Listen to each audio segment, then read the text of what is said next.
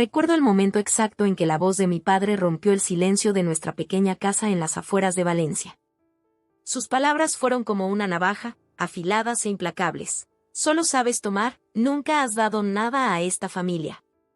Me quedé paralizada en medio del salón, aferrándome a mi chaqueta gastada, sintiendo el peso de años de sacrificios desestimados en un instante. Mi madre, Carmen, evitó mi mirada, fijando sus ojos en el suelo de terracota que tanto se había esforzado en mantener limpio. Mi hermana Lucía, normalmente mi aliada silenciosa, permaneció quieta en el sofá con estampado floral que habíamos heredado de la abuela, sus manos temblando ligeramente sobre su regazo. El ambiente olía a la paella que nadie había tocado, enfriándose lentamente en la mesa. La humillación ardía más que cualquier rabia. Abrí la boca para defenderme, para gritar todo lo que había hecho, las noches en vela estudiando mientras limpiaba casas ajenas. Los 2 trabajos simultáneos en la cafetería de Joaquín y dando clases particulares a los niños del barrio, los pagos secretos que hacía cada fin de mes cuando mi padre dormía, exhausto después de buscar trabajo sin éxito. Quería recordarles cómo había renunciado a mi beca en Barcelona para quedarme cerca y ayudar cuando papá perdió su empleo en la fábrica. Pero algo dentro de mí se desmoronó al ver la determinación en sus ojos marrones, tan parecidos a los míos. Entonces llegó el golpe final, entregado sin vacilación: si te queda algo de orgullo, márchate. No era una súplica. Era una orden que resonó contra las paredes decoradas con fotografías familiares que ahora parecían pertenecer a otra vida. Bajé la mirada hacia mis zapatos gastados, esos que no había reemplazado para poder comprar los libros de texto de Lucía. Asentí una vez, tragándome las palabras que nunca diría, y caminé hacia la puerta que tantas veces había cruzado cargada de bolsas del mercado o de regalos que había ahorrado meses para comprar. Las paredes que alguna vez albergaron mis recuerdos de infancia ahora me oprimían, sofocantes y frías como el invierno valenciano que esperaba fuera. Al salir, el aire nocturno golpeó mi cara con su frío cortante, llevando consigo el lejano aroma de azahar que siempre me había reconfortado. Los naranjos que bordeaban nuestra calle permanecían impasibles, testigos silenciosos de mi partida. No llevaba más que mi bolso con lo esencial, mi documento de identidad, la pequeña libreta donde anotaba cada gasto familiar, y el medallón de plata que mi abuela Dolores me había dado antes de morir. Mientras caminaba bajo la luz amarillenta de las farolas, pensaba en todas las veces que había escuchado a mi padre hablar orgulloso de mí con los vecinos, presumiendo de sus 2 hijas, mi Elena, tan responsable. El pilar de la casa, ¿dónde habían quedado esas palabras ahora? Se habían desvanecido como el humo de los cigarrillos que ya no podía permitirse. No miré atrás cuando llegué a la esquina donde el pequeño bar de tapas El Encuentro seguía abierto. Manolo, el dueño, me saludó desde la puerta con la familiaridad de quien me había visto crecer. Quise contestar su saludo, mantener la compostura, pero sentí que las primeras lágrimas caían silenciosas por mis mejillas. ¿Todo bien, Elena?, preguntó, acercándose con preocupación paternal.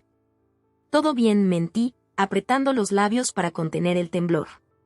Solo necesito llegar a casa de Maite. Manolo asintió sin insistir más, respetando ese código no escrito de los pueblos pequeños donde todos saben pero nadie pregunta demasiado. Me ofreció llamar a un taxi, pero rechacé su amabilidad. Necesitaba caminar, sentir el dolor en mis piernas tanto como lo sentía en mi pecho. El trayecto hasta el piso de Maite, mi amiga desde la escuela primaria, se me hizo eterno. Las calles estrechas del casco antiguo, normalmente tan acogedoras con sus macetas de geranios y sus conversaciones nocturnas entre vecinos, ahora parecían un laberinto hostil. Cada paso me alejaba de la vida que había conocido y me empujaba hacia un futuro incierto que nunca había planeado. Cuando por fin llegué al edificio de Maite, un antiguo palacete reconvertido en apartamentos modestos, tuve que respirar hondo varias veces antes de pulsar el timbre. ¿Cómo explicarle que a mis 26 años volvía a estar perdida? ¿Cómo poner en palabras que mi propia familia no veía lo que yo había sacrificado por ellos? El intercomunicador crujió y la voz adormilada de Maite respondió. No necesité decir mucho, mi silencio entrecortado por sollozos fue suficiente. El zumbido de la puerta al abrirse sonó como un punto final.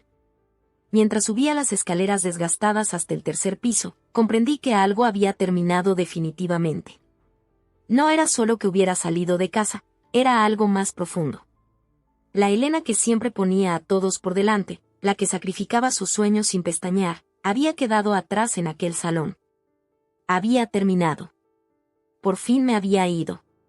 Los primeros días en casa de Maite se sintieron como flotar en el vacío.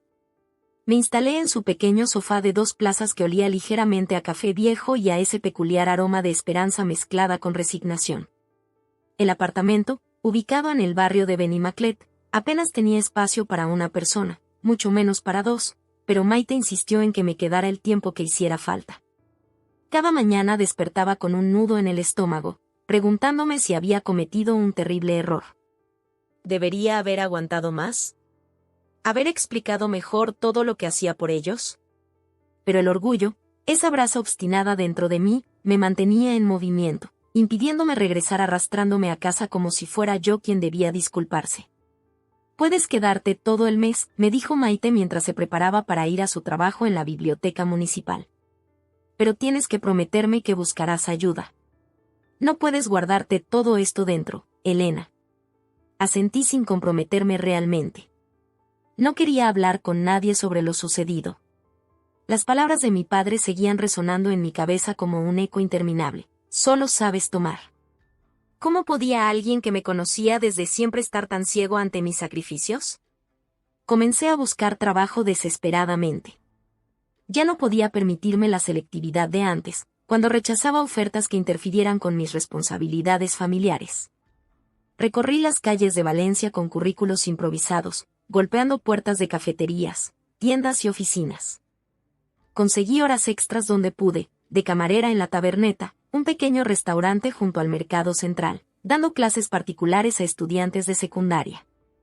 Incluso limpiando casas en el exclusivo barrio de El Carmen, donde las señoras me miraban con esa mezcla de condescendencia y desconfianza. Apenas hablaba con nadie, volcando toda mi energía en sobrevivir. En la Taberneta, Ramón, el dueño, un hombre de pocas palabras pero gestos amables, notó mi silencio. «Trabajas como si estuvieras pagando una deuda», comentó una noche mientras cerrábamos el local. «¿Quién es tu acreedor?». Lo miré sorprendida por su perspicacia. «Yo misma», respondí simplemente, y él no insistió más. El dolor de las palabras de mi padre palpitaba constantemente bajo la superficie, pero me negaba a establecer contacto. Bloqueé las llamadas de Lucía, ignoré los mensajes ocasionales de mi madre, siempre breves y carentes de la disculpa que yo esperaba. Ellos habían dejado claro que ya no era necesaria, ni querida. Por las noches, en el sofá de Maite, miraba las grietas del techo, recordando las facturas que solía pagar en secreto, la matrícula universitaria de Lucía, la electricidad cuando peligrosamente amenazaba con cortarse, la hipoteca cuando llegaban los avisos finales. Lo había hecho sin pedir agradecimiento, pero de alguna manera, ellos habían borrado todo con un solo arrebato. A veces, cuando Maite dormía, me permitía llorar en silencio. No por mí, sino por la familia que creía tener y que resultó ser una ilusión. Me preguntaba si mi padre sabría cuántas veces había llamado al banco para renegociar sus deudas. O si mi madre recordaría cómo renuncié a mis planes de estudiar fotografía para poder estar cerca y ayudarlos económicamente. Tras 3 semanas, Maite me encontró una habitación para alquilar en un piso compartido en Ruzafa, un barrio bohemio que estaba cambiando rápidamente con la llegada de turistas y expatriados. Mi nueva habitación era pequeña pero tenía una ventana que daba a un patio interior donde una anciana cultivaba albahaca y romero. El olor a hierbas frescas me recordaba a mi abuela Dolores, la única que siempre había visto mis esfuerzos. Mis compañeras de piso eran Claudia, una estudiante de medicina de Bogotá, y Nerea, una diseñadora gráfica vasca que trabajaba desde casa. Ambas respetaban mi privacidad y no hacían preguntas cuando me veían llegar agotada después de jornadas de 12 horas o cuando me escuchaban sollozar a través de las paredes delgadas. Una noche, Claudia me encontró sentada en la cocina a las 3 de la madrugada, contemplando mi teléfono donde brillaba una notificación de Lucía que no me atrevía a abrir. Mi abuela decía que las decisiones tomadas a medianoche rara vez son sabias, comentó, preparándose un té de manzanilla. Deberías esperar a la luz del día para pensar en eso. Sonreí débilmente. Tu abuela era sabia. Lo era, asintió. También decía que la familia es quien te trata como familia, no necesariamente quien comparte tu sangre. Sus palabras quedaron flotando en la cocina como el vapor de su té. No respondí, pero sentí que algo se aflojaba ligeramente en mi pecho. Los días se convirtieron en semanas, y lentamente establecí una rutina. Desayuno rápido, primer trabajo, comida de pie, segundo trabajo, cena ligera, colapso en la cama. Repetir.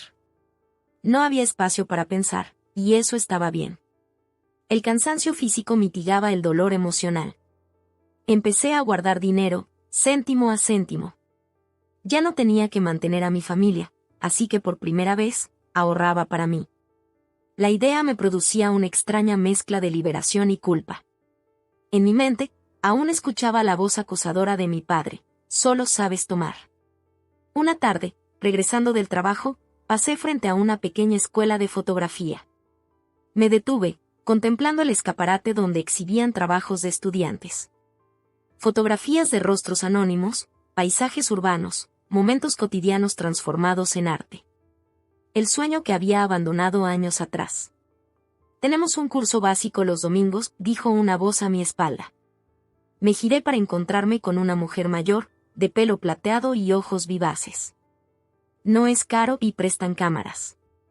Quise decir que no podía, que no tenía tiempo, que no merecía hacer algo por placer mientras mi familia. Y entonces recordé, ya no era responsable de ellos. La realización me golpeó como una ola. ¿Y si por una vez hacía algo solo para mí? Me lo pensaré, respondí, tomando el folleto que me ofrecía. Esa noche, guardé el folleto bajo mi almohada como un secreto, una posibilidad. Tal vez algún día tendría el valor de perseguir lo que realmente quería. Por ahora, sobrevivir era suficiente. Por ahora, construir una vida en silencio era todo lo que podía hacer mientras aprendía a existir sin el peso de las expectativas familiares. Casi un mes había pasado desde mi partida cuando volví a saber de ellos. Estaba en la cocina de la taberneta, luchando con una mancha de aceite que se resistía a desaparecer de la pared de azulejos, cuando mi teléfono vibró violentamente en el bolsillo de mi delantal. El nombre de Lucía iluminó la pantalla, paralizándome por un instante. Contemplé el teléfono durante varios segundos, debatiendo si responder. Algo dentro de mí me instaba a escuchar. «¿Puedo tomarme 5 minutos?», le pregunté a Ramón, que asintió sin levantar la vista de las cuentas que revisaba. Salí al callejón trasero, donde el olor a naranjas maduras se mezclaba con el de los contenedores. El sol de marzo calentaba tímidamente las paredes encaladas. «Diga», contesté con voz neutra, apoyándome contra la pared rugosa. Al principio solo escuché respiración entrecortada, luego sollozos ahogados. Cuando por fin habló, la voz de Lucía surgió rota y desesperada a través del altavoz. «¿Por qué han parado los pagos de la matrícula?», sollozó, cada palabra empapada de miedo y confusión. «La universidad dice que debo 3 meses y que no puedo presentarme a los exámenes finales. Papá dice que él nunca ha pagado nada, que debe ser un error». Me deslicé lentamente hasta quedar sentada en el suelo, el frío de los adoquines atravesando mi falda negra de camarera. Cerré los ojos, y por un momento, vi de nuevo a Lucía como la niña pequeña que se aferraba a mi mano el primer día de escuela. Con sus trenzas perfectas que mamá nunca tuvo paciencia para hacer y que yo trenzaba cada mañana antes de preparar el desayuno para todos. «Elena, estoy asustada. Trabajé tan duro para entrar en medicina, no puedo perderlo todo ahora». «¿Sabes algo de estos pagos?». Un nudo se formó en mi garganta.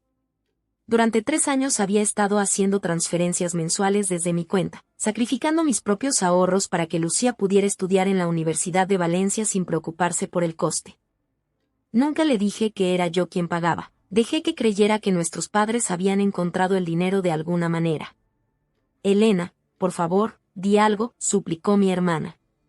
«Papá está furioso, dice que debe ser algún error del banco o alguna beca que cancelaron sin avisar». Mamá no para de llorar.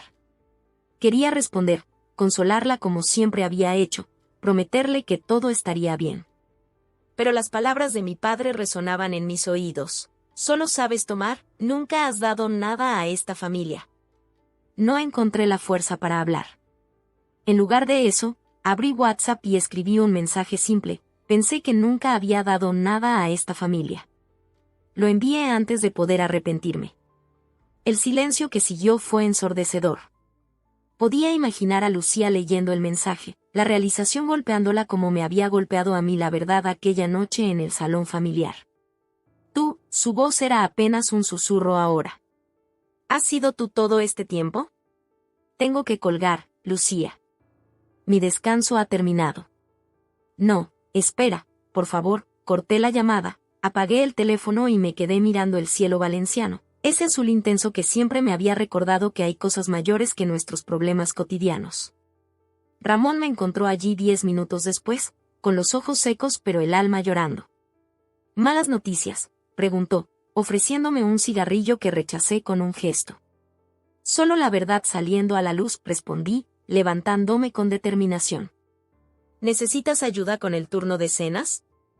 Siempre sonrió, notando mi cambio de actitud pero respetando mi silencio. Esa noche trabajé como nunca, moviéndome entre las mesas con una energía frenética que sorprendió incluso a los clientes habituales. Cada plato servido, cada mesa limpiada, cada cuenta cobrada era un paso más lejos de aquella casa en las afueras donde ya no tenía lugar. Llegué a mi habitación pasada la medianoche. Nerea aún estaba despierta, trabajando en un diseño con los auriculares puestos. Me saludó con un gesto y volvió a su pantalla, dándome el espacio que tanto valoraba de ella. Mi teléfono, que había permanecido apagado desde la llamada, me pesaba en el bolsillo como una piedra. Al encenderlo, una avalancha de notificaciones inundó la pantalla: 5 llamadas perdidas de Lucía, 3 de mi madre, un mensaje de voz de mi padre y varios mensajes de texto. Me senté en el borde de mi cama, respirando profundamente antes de escuchar el mensaje de voz. La voz de mi padre sonaba irreconocible, despojada de la dureza habitual. Elena, no sé qué decir. Lucía nos ha contado, no sabíamos que eras tú quien, por favor, llámanos. Borré el mensaje sin terminar de escucharlo. Luego pasé a los textos de mi madre: hija, por favor, vuelve a casa. Ha sido un malentendido terrible. Tu padre está destrozado. Elena, te necesitamos. La familia no está completa sin ti. Por favor, habla con nosotros. El último mensaje era de Lucía, enviado apenas media hora antes. Siempre has sido tú quien nos ha mantenido a flote, ¿verdad? No solo la universidad, también las facturas, la hipoteca cuando papá perdió el trabajo. Todo lo que creíamos que eran milagros eras tú. ¿Por qué nunca dijiste nada? Te lo devolveré todo algún día, lo prometo. Pero ahora mismo solo quiero que vuelvas a casa. No sé cómo disculparme por no haberlo visto antes. Dejé el teléfono sobre la mesita de noche sin responder. No se trataba de venganza. No quería hacerle sufrir. Se trataba de supervivencia, de elegirme finalmente a mí misma después de años de elegirlos a ellos. Lloré silenciosamente, con la cara hundida en la almohada para que Nerea no me escuchara, lamentando la familia que había perdido mucho antes de aquella noche en el salón. A la mañana siguiente, tomé una decisión. No eliminaría sus números. No bloquearía sus mensajes. En lugar de eso, establecería mis propias condiciones. Abrí WhatsApp y escribí un mensaje a Lucía: nunca quise que supieras que era yo. No lo hice para recibir agradecimiento o para que me lo devolvieras. Lo hice porque te quiero y creía en ti. No voy a volver a casa por ahora. Necesito tiempo y espacio para encontrarme a mí misma. En cuanto a la universidad, he hablado con la administración esta mañana. Los pagos se reanudarán. Tu educación no tiene que sufrir por los errores de los adultos. Envié el mensaje y me preparé para otro día de trabajo, otro día de reconstrucción. La llamada de Lucía había cambiado algo fundamental, ya no era invisible. Por primera vez, mi sacrificio había sido visto. No sabía si eso era suficiente para sanar las heridas, pero era un comienzo. Por la tarde, recibí una respuesta simple: gracias. Te quiero, Elena. Tómate el tiempo que necesites. Guardé el teléfono y me dirigí a la escuela de fotografía que había visto días atrás. Era hora de descubrir quién era Elena cuando no estaba ocupada salvando a todos los demás. El peso que había cargado durante años parecía un poco menos aplastante, y el futuro, un poco menos sombrío. Mientras caminaba por las calles empedradas, Pensé en cómo una simple llamada había alterado el curso de todo. No había perdonado todavía, pero había abierto una pequeña ventana. Y a veces, todo lo que necesitamos es un resquicio de luz para encontrar el camino hacia adelante. No bloqueé sus números. No borré sus mensajes. En su lugar, observé desde la distancia cómo su mundo lentamente se desmoronaba, como castillos de arena frente a la marea. Abril llegó con sus lluvias intermitentes, llenando las calles de Valencia con ese aroma a tierra mojada que siempre me había recordado a nuevos comienzos. Mi rutina se había estabilizado, mañanas en el café cerca de la Plaza Redonda, tardes dando clases particulares, noches en la taberneta. Los días libres los dedicaba al curso básico de fotografía que había comenzado, encontrando consuelo en capturar momentos que otros pasaban por alto. A través de Teresa, una vecina del barrio que seguía en contacto con mi madre, me enteraba de fragmentos de su vida. La hipoteca dejó de pagarse después de 2 meses. Mi padre había conseguido un trabajo temporal descargando mercancías en el puerto, pero el sueldo apenas alcanzaba para cubrir las necesidades básicas. Los avisos del banco se acumulaban en el buzón como hojas caídas. «Tu madre no duerme bien», comentó Teresa un día mientras coincidimos en el mercado. «La veo cada mañana con los ojos hinchados, comprando lo mínimo.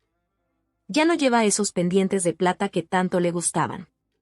Sentí una punzada de culpa, pero la aparté. No era yo quien había roto los lazos familiares con palabras irreparables. Por Claudia, que compartía algunas clases con Lucía en la Facultad de Medicina, supe que mi hermana se esforzaba por mantener sus notas mientras trabajaba 20 horas semanales en una farmacia. Su rostro, antes radiante, ahora mostraba signos de agotamiento constante. Sus manos, esas manos que algún día curarían enfermos, ahora tenían pequeñas grietas por los productos de limpieza que usaba en su segundo trabajo como limpiadora en un hostal. «No sabe que somos compañeras de piso», me aseguró Claudia. «Pero la veo quedarse dormida en clase. Está exhausta, Elena». Una tarde de domingo, mientras practicaba con mi cámara prestada en el jardín del Turia, vi a mi padre por casualidad. Estaba sentado en un banco, mirando al agua con ojos vacíos, más delgado de lo que recordaba, su piel cetrina contrastando con el verdor exuberante del parque. Por un momento, contuve la respiración, temiendo que me viera. Pero parecía tan absorto en sus pensamientos que ni siquiera notó cuando levanté la cámara instintivamente y capturé su imagen, un hombre derrotado por su propio orgullo.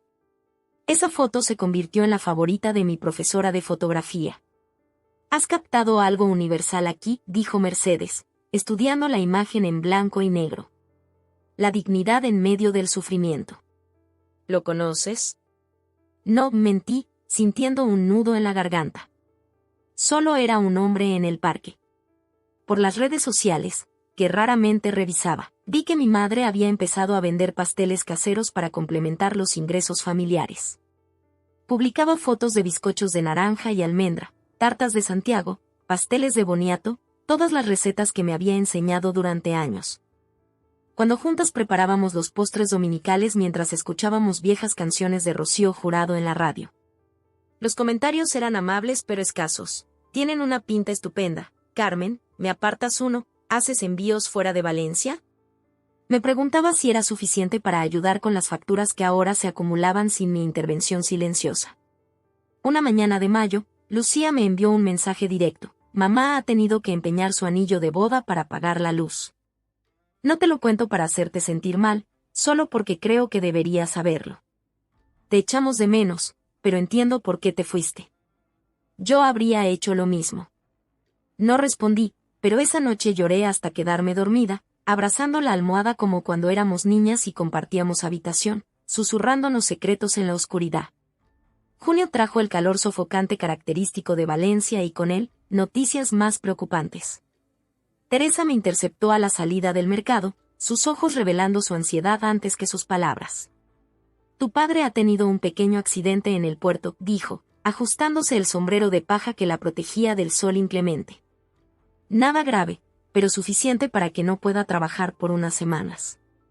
«Están hablando de desahucio, Elena». Asentí, agradeciendo la información sin comprometerme a nada. Pero esa tarde, después de mi turno en el café, pasé por el banco y realicé una transferencia anónima a la cuenta de mi madre. lo suficiente para cubrir un mes de hipoteca, nada más. No quería rescatarlos completamente, necesitaban aprender a sostenerse por sí mismos como yo había tenido que hacer. A través de los mensajes ocasionales de Lucía, me enteré de que mi padre sospechaba que el dinero venía de mí, pero no dijo nada. Su orgullo, ese mismo orgullo que había provocado mi partida, ahora le impedía reconocer su error o agradecerme la ayuda silenciosa. «Está cambiado», escribió Lucía una noche. Más callado, como si constantemente estuviera pensando en algo importante. «A veces lo encuentro mirando tus fotos de la graduación». No se trataba de venganza. No se trataba de hacerle sufrir. Se trataba de supervivencia, de elegirme finalmente a mí misma después de años de elegirlos a ellos. Lloraba silenciosamente por las noches, lamentando la familia que había perdido mucho antes de aquella noche en el salón. Pero no regresé. No podía. Un día, Ramón me sorprendió guardando parte de mi sueldo en un sobre. «¿Ahorros?», preguntó, con esa forma directa tan suya. «Algo así», respondí, sellando el sobre con cuidado. «¿Sabes?», dijo, limpiando meticulosamente una copa, «mi abuela decía que hay dos tipos de perdón, el que libera al otro y el que te libera a ti». Le miré, sorprendida por su perspicacia. «¿Y cuál recomiendas?». «El que te permita dormir por las noches», respondió simplemente, volviendo a sus tareas. Esa noche, después de depositar otro sobre anónimo en el buzón familiar, me detuve un momento frente a la casa. Las luces estaban encendidas en la cocina, y a través de la ventana, pude ver a mi madre amasando algo, probablemente otro pedido de pasteles. Se veía más delgada, con el pelo recogido en un moño descuidado. Por un instante, sentí el impulso de llamar a la puerta, de volver a la familiaridad de ese hogar que ya no era mío. Pero entonces recordé las palabras que habían roto todo: «Si te queda algo de orgullo, márchate». Y seguí caminando, de vuelta a mi nueva vida, a ese apartamento compartido que lentamente comenzaba a sentirse como un hogar. No era el orgullo lo que me mantenía alejada. Era el descubrimiento gradual de quién era Elena cuando no estaba ocupada salvando a todos los demás. Y esa persona, esa mujer que emergía lentamente de las cenizas del deber familiar, merecía una oportunidad de existir. Poco a poco, el vacío comenzó a dar paso a algo diferente: libertad.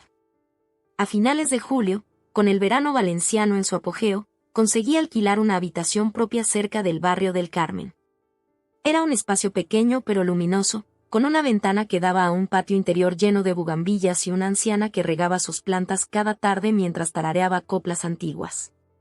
Pinté las paredes de un azul suave, color mediterráneo, con pintura que encontré rebajada en una ferretería local. Llené el espacio con muebles de segunda mano, una cama individual que compré en el Rastro, una mesita con cajones que Ramón me regaló cuando renovó la taberneta. Una estantería desvencijada que restauré durante mis días libres. No era mucho, pero era mío. Un pequeño reino donde nadie cuestionaba mis decisiones ni menospreciaba mis esfuerzos. Coloqué mis primeras fotografías enmarcadas en papel barato sobre la pared principal: el río Turia al amanecer, una anciana vendiendo flores en el mercado central, las manos nudosas de Ramón preparando paella. Y, en un rincón menos visible, aquella imagen de mi padre en el parque, recordándome de dónde venía y por qué había elegido este camino. «Este lugar tiene alma», comentó Mercedes cuando vino a visitarme, trayendo como regalo de inauguración un pequeño cactus. «Se nota que cada objeto tiene una historia». Por primera vez en años, respiraba sin miedo. Ya no tenía que calcular constantemente si el dinero alcanzaría para las necesidades de todos. Ya no me despertaba en medio de la noche preocupada por facturas pendientes o por la expresión de decepción en el rostro de mi padre cuando el presupuesto familiar no cuadraba. Dejé la taberneta para aceptar un trabajo como ayudante en un estudio fotográfico. El sueldo era menor, pero me permitía aprender el oficio que comenzaba a apasionarme. Miguel, el dueño, un hombre de unos 50 años con manos firmes y ojos amables, me enseñaba con paciencia los secretos de la composición, la iluminación, el revelado tradicional. «Tienes buen ojo», me dijo un día mientras revisábamos mis primeras sesiones de retratos. «Ves lo que otros no ven». Tal vez era cierto. Quizás años de observar las necesidades no expresadas de mi familia me habían entrenado para ver más allá de lo evidente. Con el nuevo horario, pude volver a estudiar. Me matriculé en un curso nocturno de comunicación audiovisual en la universidad. Las clases eran 3 veces por semana, y aunque llegaba agotada después del trabajo, sentía una extraña energía al tomar apuntes, participar en debates. Aprender conceptos que habían estado fuera de mi alcance durante tanto tiempo. Una noche, saliendo de clase, me encontré con Lucía en el campus. Fue un momento incómodo. Ella salía de la biblioteca cargada de libros médicos, con ojeras pronunciadas y el pelo recogido descuidadamente. Al verme, se detuvo en seco, como si hubiera visto un fantasma. Elena, susurró, dejando caer uno de los libros. Me agaché a recogerlo automáticamente. Fisiología humana, leí en la portada. ¿Segundo año? Asintió, sin saber qué más decir. Nos quedamos allí, bajo la luz amarillenta de las farolas universitarias, 2 hermanas convertidas en extrañas por circunstancias que ninguna había elegido realmente. ¿Cómo estás?, preguntó finalmente, su voz apenas audible sobre el rumor de otros estudiantes pasando a nuestro lado. Bien, respondí, sorprendida de que fuera verdad. Estoy encontrando mi camino. Una sonrisa tímida iluminó su rostro cansado. Me alegro. Te lo mereces. No hablamos de nuestros padres. No mencionamos el dinero que seguía enviando anónimamente cada mes. No tocamos las heridas que aún no habían cicatrizado completamente. En su lugar, caminamos juntas hasta la parada del tranvía, compartiendo fragmentos de nuestras nuevas vidas como quien prueba un terreno desconocido, con cautela pero sin miedo. ¿Podemos vernos alguna vez?, preguntó al despedirnos. ¿Un café, quizás? Asentí, sintiendo que algo se aflojaba en mi pecho. Me gustaría eso. Construí una nueva familia a partir de amigos que celebraban mis victorias, por pequeñas que fueran. Nerea y Claudia dejaron de ser simples compañeras de piso para convertirse en confidentes. Maite seguía visitándome regularmente, trayendo libros que pensaba que me gustarían. Miguel y su esposa Ana me invitaban a cenar los domingos, tratándome como a una hija adoptiva sin pretender reemplazar a los padres que había dejado atrás. Mercedes, mi profesora de fotografía convertida en mentora, me presentó a un grupo de artistas locales que se reunían mensualmente para compartir proyectos y críticas constructivas. Entre ellos estaba Javier, un fotógrafo documental con ojos color avellana y una risa contagiosa que hacía que mi corazón se acelerara de una manera que había olvidado que era posible. Tus fotos tienen dolor, me dijo la primera vez que vio mi trabajo. Pero también tienen esperanza. Es una combinación poderosa. Cada día, me reconstruía a mí misma, una pieza rota tras otra. Aprendí a cocinar solo para mí, a disfrutar de largas caminatas solitarias por la ciudad, a gastar ocasionalmente en pequeños lujos sin sentirme culpable, un libro nuevo en lugar de uno usado, un café en una terraza en vez de prepararlo en casa, una entrada de cine a media semana. El otoño trajo consigo nuevos proyectos. Miguel me ofreció cubrir algunas bodas como segunda fotógrafa, lo que significaba un ingreso extra. La universidad organizó una exposición de trabajos estudiantiles, y 2 de mis fotos fueron seleccionadas. Javier y yo comenzamos a salir, despacio, descubriendo que compartíamos más que una pasión por la fotografía. Ambos éramos supervivientes de familias complicadas. Ambos estábamos aprendiendo a poner límites sin dejar de amar. La culpa nunca me abandonó por completo, pero aprendí a llevarla como una piedra en el bolsillo, un recordatorio de dónde había estado, no una cadena para arrastrarme de vuelta. Ya no era la hija desesperada por aprobación. Ahora era algo distinto, completa, a pesar de todo. Una tarde de noviembre, mientras revelaba fotos en el cuarto oscuro del estudio, Miguel me entregó un sobre. Ha llegado esto para ti, dijo simplemente. Era una invitación a la ceremonia de graduación de la Facultad de Medicina. Dentro, una nota manuscrita de Lucía: no habría llegado hasta aquí sin ti. No necesitas responder, solo quería que lo supieras. Esa noche, sentada junto a mi ventana con una taza de té en la mano, contemplé las luces de Valencia brillando bajo un cielo despejado de noviembre. Recordé a la Elena de hace meses, rota y asustada, huyendo de una casa que no la valoraba. ¿Me reconocería ahora, más fuerte, más serena, dueña de su propio destino? No se trata de olvidar, me había dicho Javier recientemente, mientras fotografiábamos juntos el amanecer desde las Torres de Serranos. Se trata de crecer alrededor de nuestras heridas, como esos árboles que incorporan los alambres que alguna vez los ataron.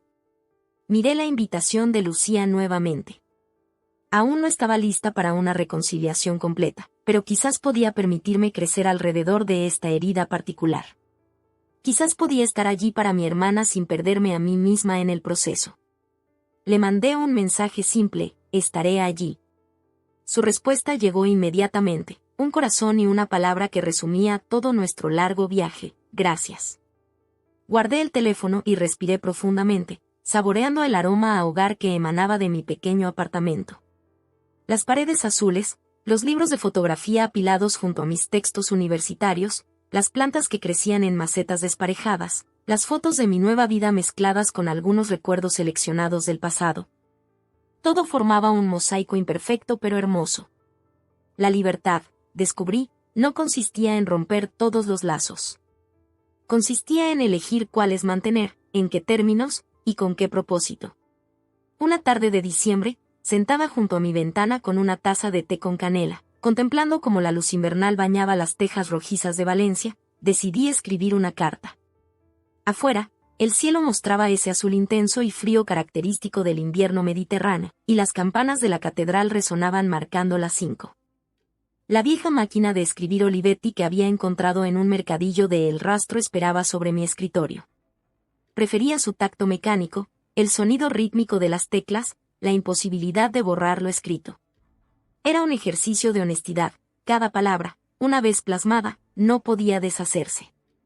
Querida familia, comencé, sintiendo el peso de esas 2 palabras simples. El papel, ligeramente amarillento, recibió la tinta con un golpe seco. Les conté todo, sobre los pagos, sobre los sacrificios, sobre las noches en que lloré hasta quedarme dormida pensando que no era suficiente. Describí la humillación de aquel momento en el salón, el dolor punzante de escuchar que nunca había aportado nada. Rememoré cada factura que había pagado en secreto, cada trabajo extra que había tomado para que Lucía pudiera estudiar sin preocupaciones, cada vez que había renunciado a mis propios sueños para sostener los suyos. Durante años escribí, creí que mi valor como hija, como hermana, como persona, dependía exclusivamente de lo que podía dar a los demás. Me definí por mi capacidad de sostener, de ayudar, de sacrificarme. Perdí de vista quién era yo más allá de mi función en esta familia. Cuando esa función fue negada, cuando mi sacrificio fue invisibilizado, me quedé sin nada. Sin identidad. Sin propósito. Sin hogar. Las palabras fluían como un río largo tiempo contenido. Hablé del miedo de aquellas primeras semanas por mi cuenta, de la soledad aplastante, de la rabia que me quemaba por dentro. Pero también de la lenta reconstrucción, del descubrimiento gradual de mi propia voz, de la libertad inesperada que encontré al tener que valerme por mí misma. No fue venganza, aclaré, sabiendo que quizás así lo habían interpretado. No quería que sufrieran. Solo necesitaba espacio para respirar, para encontrarme, para sanar. Necesitaba demostrarme a mí misma que podía existir fuera de las paredes de nuestra casa, más allá del rol que había asumido desde tan joven. Me detuve un momento, observando las hojas de los naranjos del patio interior meciéndose suavemente con la brisa. Un gato atigrado se desperezaba al sol, ajeno a los dramas humanos que se desarrollaban a su alrededor. Continué escribiendo. Papá, cuando dijiste que si me quedaba algo de orgullo me marchara, no entendiste que el verdadero orgullo no estaba en irme, sino en haberme quedado tanto tiempo a pesar del silencio, a pesar de la falta de reconocimiento. El orgullo estaba en seguir dando sin esperar nada a cambio. Pero también tenías razón, necesitaba irme. No por orgullo, sino por supervivencia. A mi madre le dediqué un párrafo especial, reconociendo su posición difícil, atrapada entre un marido herido en su masculinidad por el desempleo y una hija que había asumido responsabilidades que no le correspondían. Le agradecí las pequeñas complicidades, los momentos de ternura robados entre tareas domésticas, las recetas compartidas que ahora reproducía en mi pequeña cocina como un vínculo invisible. Para Lucía, mis palabras fueron más suaves. No había sido culpa suya, después de todo. Ella solo había aceptado lo que se le ofrecía, creyendo que venía de nuestros padres. Le conté lo orgullosa que estaba de su perseverancia, de cómo seguía luchando por su sueño de ser médica a pesar de las dificultades. Nunca quise que supieras que era yo quien pagaba tu universidad, confesé. No lo hice para recibir agradecimiento o para crear una deuda. Lo hice porque creía en ti, en tu potencial, en la médica extraordinaria que serás algún día. Quería darte lo que yo no tuve, la libertad de elegir tu camino sin el peso de las preocupaciones económicas. Hacia el final de la carta, mi tono cambió. Ya no escribía desde el dolor, sino desde la serenidad que había ido conquistando día a día. Estos meses lejos de casa me han enseñado que el amor verdadero tiene límites. Que cuidar de otro sin cuidar de una misma no es generosidad, es autodestrucción. He aprendido a decir no. He aprendido a pedir. He aprendido a recibir. Cosas que nunca hice mientras vivía con vosotros. La luz invernal comenzaba a desvanecerse, dando paso a esa hora azul que tanto me gustaba fotografiar. Encendí la pequeña lámpara de escritorio y continué hasta la última página. No sé si algún día podremos reconstruir lo que se rompió aquella noche. No sé si lograremos crear una relación nueva, basada en el respeto mutuo y no en expectativas no expresadas. Lo que sí sé es que ya no soy la misma Elena que salió de casa hace meses. He cambiado. He crecido. He sanado, aunque las cicatrices siempre estarán ahí. Terminé con una frase que resumía mi viaje interior: el perdón no es olvido. Es comprender que el pasado no tiene por qué determinar el futuro. Firmé con mi nombre completo, algo formal para una carta familiar, pero se sentía correcto. Necesitaba esa distancia, esa declaración de identidad separada. Releí las 5 páginas lentamente, reconociendo en cada línea una verdad que había necesitado expresar. Luego, con cuidado, doblé las hojas y las metí en un sobre. No escribí ninguna dirección. No coloqué ningún sello. Nunca la enviaría. Algunas palabras estaban destinadas únicamente para quien las escribía, no para el destinatario. En lugar de eso, guardé la carta cuidadosamente en una caja de madera que había comprado en el mercado central, junto a otros recuerdos, fotografías seleccionadas, entradas de cine que había compartido con Javier, el folleto de mi primera exposición fotográfica, sueños en los que una vez había creído y que ahora, lentamente, comenzaban a materializarse. No era perdón, no todavía. Pero era paz. Esa noche, mientras las estrellas aparecían sobre Valencia y las luces de la ciudad parpadeaban bajo mi ventana, me permití una pequeña sonrisa. Mi padre me había pedido que me marchara si tenía algo de orgullo.